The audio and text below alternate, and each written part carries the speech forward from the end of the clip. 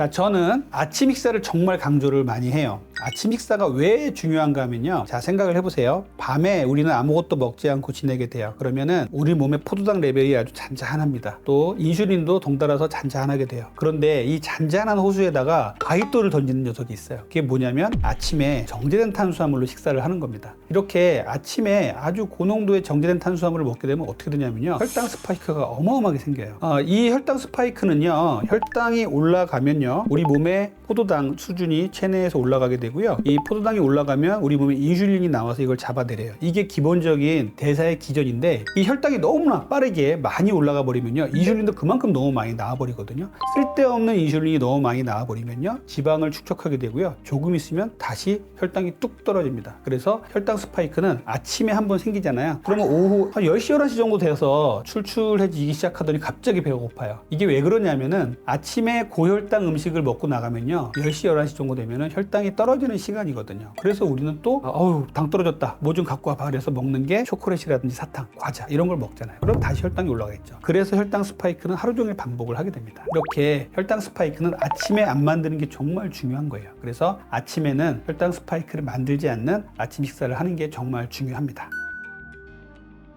그래서 저는 아침에 추천하는 음식 3가지가 있어요. 첫 번째는 계란인데요. 자, 계란은 완전 식품이라고 얘기를 하죠. 계란에는 비타민 C와 섬유질은 없어요. 요것만 빼고 거의 다 있다고 보시면 되거든요. 자, 계란 한 개에는 6g 정도의 단백질이 들어 있습니다. 계란을 2개 먹었다 그럼 12g 정도 먹는 거죠. 그럼 아침에 먹어야 될 단백질 양이 약 20g 정도라고 한다면 벌써 12g 많이 채워놓은 거란 말이죠. 그래서 다른 단백질 조금 더 드시면 되는 거예요. 그래서 이렇게 단백질은 정말 중요하기 때문에 계란을 추천드리고요. 두 번째는 계란 먹으면 포만감 많이 생기잖아요. 포만감이 높아지기 때문에 다른 음식, 나쁜 음식을 섭취할 계기가 줄어듭니다. 그래서 정제된 탄수화물을 줄이는 이런 역할을 하게 되기 때문에 다이어트와 건강에 좋은 것이에요. 그리고 세 번째는 풍부한 영양소예요. 계란은 아주 다양한 영양소가 있지만 그 영양소 중에서도 치매 예방과 뇌 활동을 도와주는 콜린이라는 성분이 있어요. 그래서 이 노인분들과 수험생에게 아주 좋습니다. 그래서 이런 분들 많이 드시면 좋겠고요. 두 번째는 루테인 같은 성분은요. 우리 눈에도 상당히 좋은 거로 돼 있어요. 그리고 레시틴도 상당히 뇌에 좋은 영양 성분이 되겠습니다.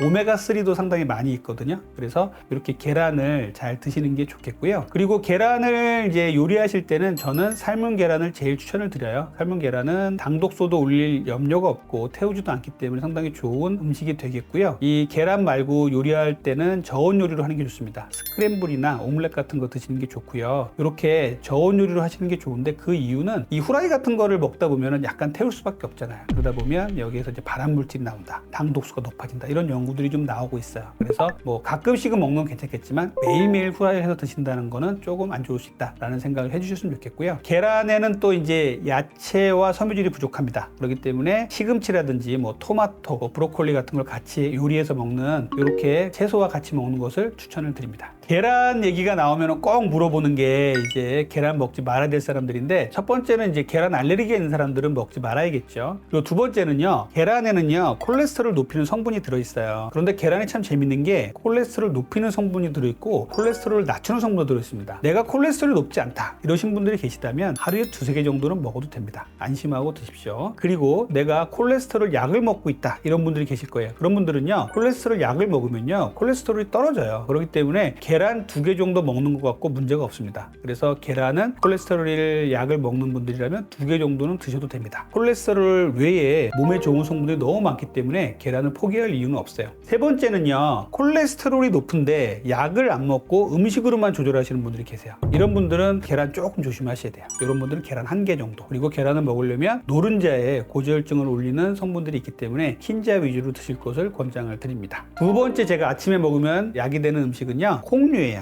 콩은요. 식물성 단백질의 보고예요. 그리고 탄수화물 함량이 적어요. 그리고 거기에 있는 소량의 탄수화물도 좋은 탄수화물입니다. 저항성 전분이라 해서 몸에 나쁘지 않은 탄수화물이에요. 콩은 그래서 다이어트 건강에 좋은 거고요. 콩은요. 다양하게 먹을 수 있잖아요. 콩 자체를 요리해서 먹을 수도 있고요. 그리고 두부 너무 좋죠. 그리고 비지 같은 것도 좋고요. 그리고 무가당 두유도 좋습니다. 자, 무가당 두유 같은 것들은요. 잘만 만든다면 탄수화물을 극도로 억제하면서 만들 수가 있어요. 탄수화물 함량이 10g 10g 이하 좋은 거고요. 5g 이하면 최고 좋은 겁니다. 그래서 2g 이하짜리도 있는데 이런 것들 고르셔가지고 드시면 상당히 좋겠어요. 저는 나또도 상당히 추천드리는데요. 나또가 이제 뭐 일본 음식이니까 호불호가 갈리는 분도 계시고 또 맛도 나는 안 맞는다 이런 분도 계신데 나또가 좋은 이유는요. 이제 발효시킨 콩을 먹잖아요. 여기에서 이제 장내 유익균을 먹을 수 있다는데 상당히 좋고요. 나또를 보면 이게 끈적끈적한 것이 나또 키나제라고 있는데 얘들이 혈전 용해제예요. 그래서 우리 몸에 혈전을 용해시켜주는 천연 물질로 볼 수 있기 때문에 상당히 좋은 역할을 합니다. 요즘은 이제 마트나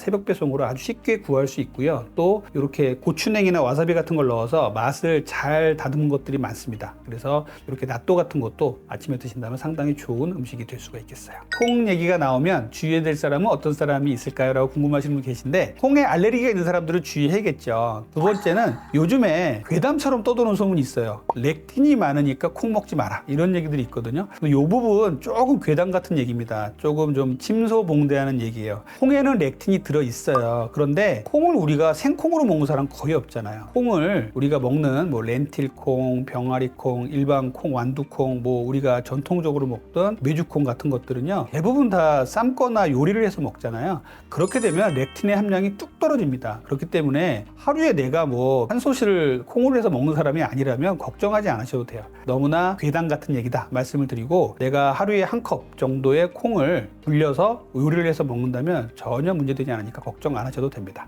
자, 세 번째는 그릭 요거트예요. 자, 그릭 요거트는요 지중해 연안에서 전통적으로 먹던 발효시킨 요구르트입니다. 그릭 요거트의 특징은 뭐냐면요. 우유를 오래 내버려 두면은 아래 흰 부분과 위에 맑은 부분이 구분이 되게 돼요. 위에 맑은 부분을 유청이라고 하거든요. 이 유청에는요. 각종 알레르기 물질도 있고 유당도 들어있어요. 요거를 제거를 하고요. 아래에 있는 꾸덕꾸덕한 흰 부분만 만들어서 더 가열을 시키고 여기다 유산균을 투여해서 만든 게 그릭 요거트입니다. 그릭 요거트 드셔보신 분은 아시겠지만 그릭 요거트의 장점은 꾸덕꾸덕하죠. 소량만 먹어도 양질의 단백질, 유단백을 많이 얻을 수가 있어요. 그래서 이렇게 유단백을 많이 먹을 수 있다는 데 큰 장점이 있는 게 그릭 요거트입니다. 조금만 먹어도 포만감이 아주 많이 생기고요. 그릭 요거트를 저는 아침에 먹는 걸 많이 추천드리는데 그 이유는요. 프로스타글란딘의 작용을 해요. 그래서 위 벽을 한번 쌓아주는 역할을 합니다. 위를 보호해주는 역할을 한다고 돼 있어요. 그래서 양배추도 위를 한번 보호해주고 그릭 요거트도 위를 보호해주기 때문에 위가 안 좋으신 분들은 아침에 양배추에다가 그릭 요거트를 찍어서 먹는다든지 싸서 먹으면 상당히 좋겠죠. 이렇게 되고 또 장에 들어가서는요. 요거트에 아주 특징적인 성분들이 이 장내 유산균을 아주 유익균을 좋게 만드는 것들이 있잖아요. 그래서 장내 유산균도 좋게 만들어서 위와 장을 다 튼튼하게 해주는 역할을 합니다. 그래서 이 그릭 요거트에도 이제 고르는 방법이 있어요. 그릭 요거트는 우유로 만들기 때문에 유당이라는 게 들어가 있기 때문에 탄수화물이 제로인 거는 없어요. 그래서 탄수화물이 극도로 적게 만들어진 걸 잘 고르셔야 됩니다. 그래서 10g, 5g 이하짜리를 잘 고르셔서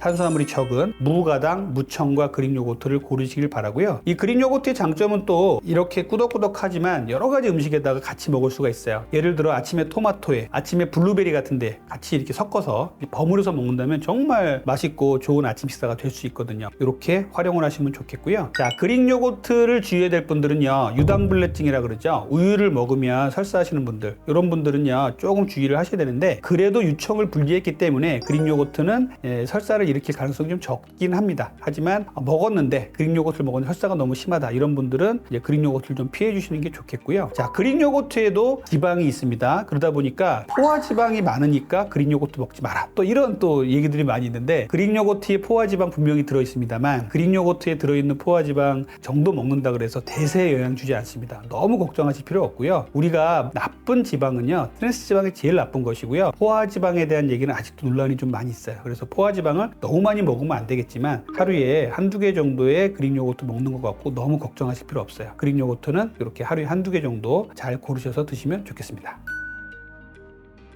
자, 제가 다이어트 클리닉을 하면서 상당히 많이 경고를 드리고 있고 이거는 절대 하지 말라는 다이어트 방법이 있는데 굶는 겁니다. 그리고 원푸드 다이어트 이런 것들은 절대 하지 말으셔야 돼요. 이제 휴가가 다가오고 있는데 다이어트를 해야겠다 생각하시면은 젊은 여성분들은 무조건 굶자 이렇게 생각하시는 분들이 상당히 많아요. 자, 굶으면 우리 몸에서 어떤 일이 생길까요? 간헐적 단식이 아니라 일반적인 굶는 거 말씀드리는 겁니다.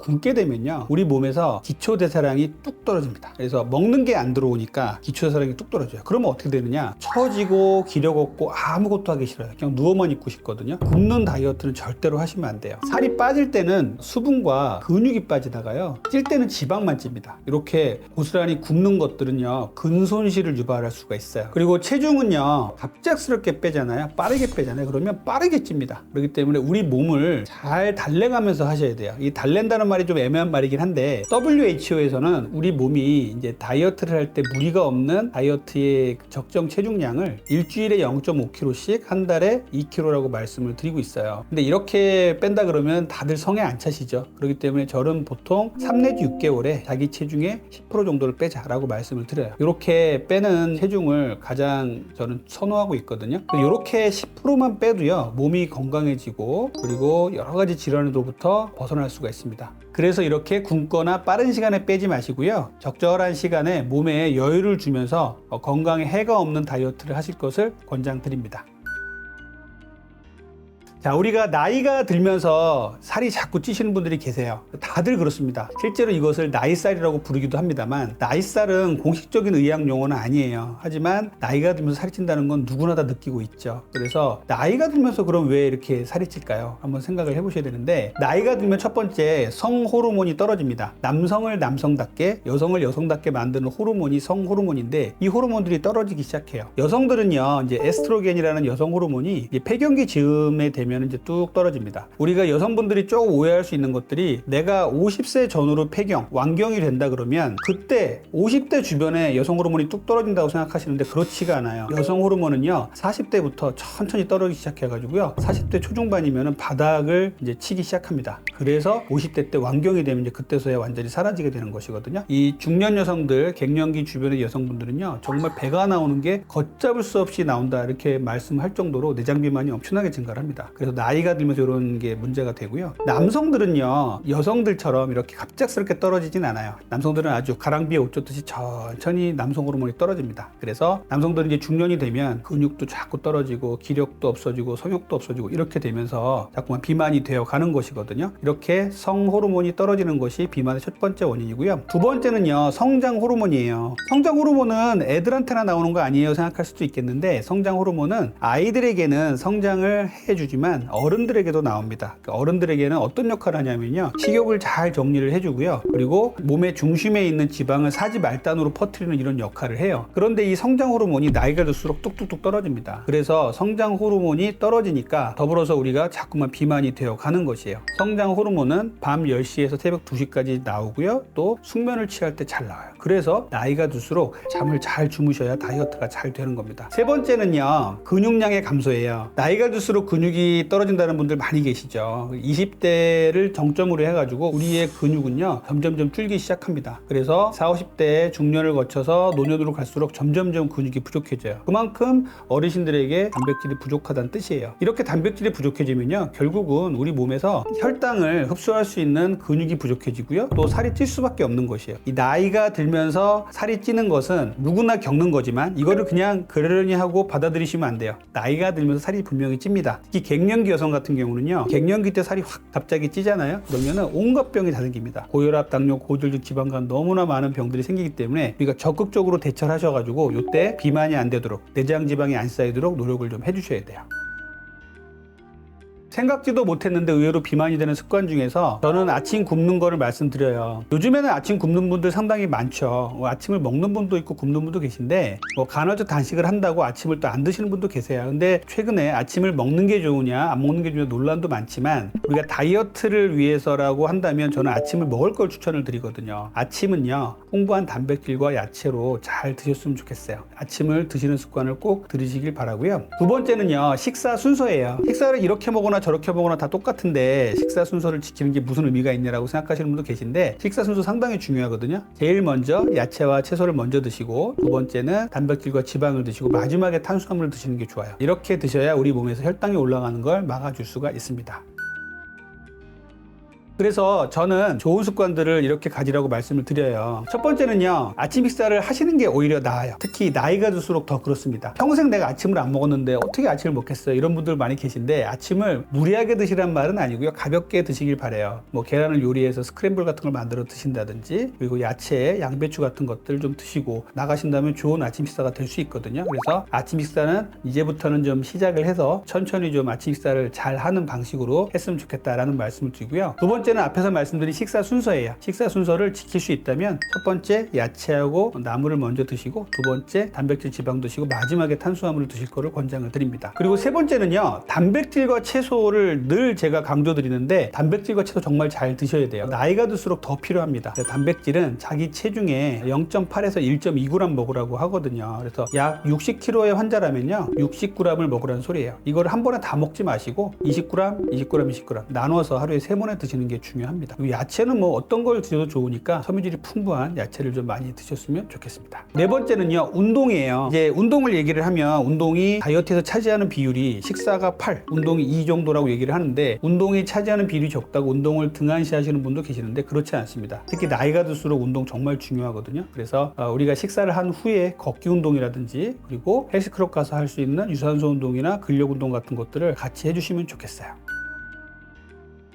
자, 여러분들 중년이 되시면서 건강검진 같은 걸 했는데 당뇨 전 단계다, 콜레스테롤이 높다, 고지혈증이라고 그러죠. 그래서 이런 거 높다, 이렇게 지적받으신 분들 간혹 계실 거예요. 그렇다면 우리는 무엇부터 가장 먼저 해야 될까요? 바로 그것은 다이어트예요. 내장 지방이 얼마나 쌓여있나 보시고요, 내장 지방을 잘 빼고 근육을 늘리는 다이어트를 잘 해 주셔야 됩니다. 이렇게 다이어트를 잘 해주시면요, 인슐린 저항성이 좋아지고요, 결국은 고혈압, 당뇨병, 고지혈증, 지방간 같은 많은 질환들이 문턱에 있다가 다 정상화되는 이러한 경험을 하실 거예요. 그래서 중년의 다이어트는 건강을 위해서라도 꼭 해 주셔야 됩니다.